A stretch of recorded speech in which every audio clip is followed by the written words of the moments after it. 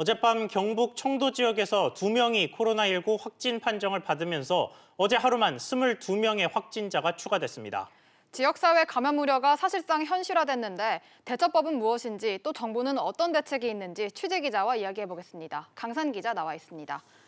강 기자, 네. 하루 만에 이렇게 확진자가 크게 늘어난 건 국내에서 처음 있는 일이죠? 네, 추가된 22명의 확진자 가운데 20명이 대구와 경북 지역에서 나왔습니다. 어제 오후 청도군 대남병원에서 치료를 받던 50대 의심 환자 2명도 확진 판정을 받았는데요. 어젯밤 9시 50분쯤 이들은 국가 지정 응압병실이 있는 포항의료원으로 이송됐습니다. 이 밖에 서울 성동구의 77세 한국인 남성과 20번째 확진자의 딸인 11살 어린이까지 확진 판정을 받았습니다. 첫 어린이 확진자 발생인데 다행히 건강 상태는 양호한 것으로 전해졌습니다. 네, 하루 확진자가 어쩌다가 이렇게 많이 늘어난 겁니까? 우선 늘어난 확진자 22명 가운데 15명이 31번째 확진자와 관련이 있습니다. 31번째 확진자는 교통사고로 지난 8일 대구 수성구의 한 한방병원에 입원했는데요.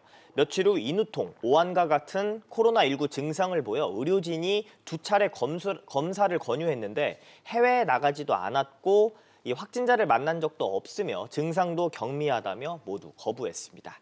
특히 코로나19가 의심되는 상태에서 보시는 것처럼 교회와 호텔, 뷔페 식당 등 사람이 많이 모이는 장소를 돌아다녔는데요. 증상 발현 전후에만 교회만 4차례 갔는데 일단 현재까지 교인 중 확인된 확진자만 14명입니다. 당시 신천지교회에서 이 확진자와 함께 있었던 신도가 1,000명이 넘는 것으로 지금 파악이 되고 있는데요. 추가 확진자가 더 나올 가능성도 배제할 수 없는 상황입니다. 네, 그리고 독감처럼 언제 어디서 감염된지 모르는 환자도 확인됐는데 이게 몇 명이나 됩니까? 네, 감염 경로를 알 수 없는 확진자는 어제 서울과 대구에서 4명이 더 확인이 되면서 현재까지 7명인 상황입니다. 정은경 중앙방역대책본부장은 이 경미한 증상을 보이는 발병 초기에 감염력이 상당히 높은 특성상 지역 감염 가능성이 있다고 말했는데요. 다만 아직 전국적인 확산으로 판단하고 있지는 않다고 설명했습니다. 네, 관련해서 정부 대책 쪽 이야기를 좀 해보죠. 오늘부터 진단검사가 대폭 늘어난다고요.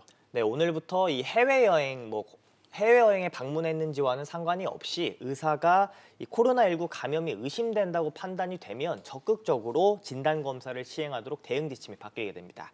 지금도 의사가 의심 환자로 분류를 하면 검사를 받을 수 있긴 하지만 이 감염 확산 차단을 위해서 기준을 명확히 한 겁니다. 네, 상당히 명백하게 이 지역 감염 우려를 반영한 대책으로 보이는데 네. 그러면 국민들 개개인은 대처법이 어떻게 바뀌게 됩니까? 일단 개인의 어떤 대처법도 굉장히 중요한 상황인데 37.5도 이상의 만약에 발열 증상을 보이게 되면 이 마스크를 착용하고서 이 보건소나 종합병원 선별진료소를 방문해서 상담하는 게 좋습니다. 예. 발열 증상의 가장 흔한 경우는 일반 감기 몸살이기 때문에 먼저 독감 검사를 받으면 되고 여기서 음성 판정이 나오면 의사 판단에 따라 코로나19 검사를 받을 수 있습니다. 네, 이 코로나19와 관련해서 실물 경제에 대한 정부 대책은 언제쯤 나올까요? 네, 정부는 코로나19 대응을 해서 이번 달 말까지 1차 경기 대책 패키지를 발표하겠다고 밝혔습니다. 방역 작업에 지자체 자체 예산 1,000억 원을 추가로 투입하고 지역 경제 침체를 막기 위해 지방 재정의 60%인 137조 원을 조기 집행하겠다고 설명했는데요. 코로나19로 피해를 본 수출 기업에는 신속한 통관 등을 지원한다고도 강조했습니다. 네, 강 기자 잘 들었습니다.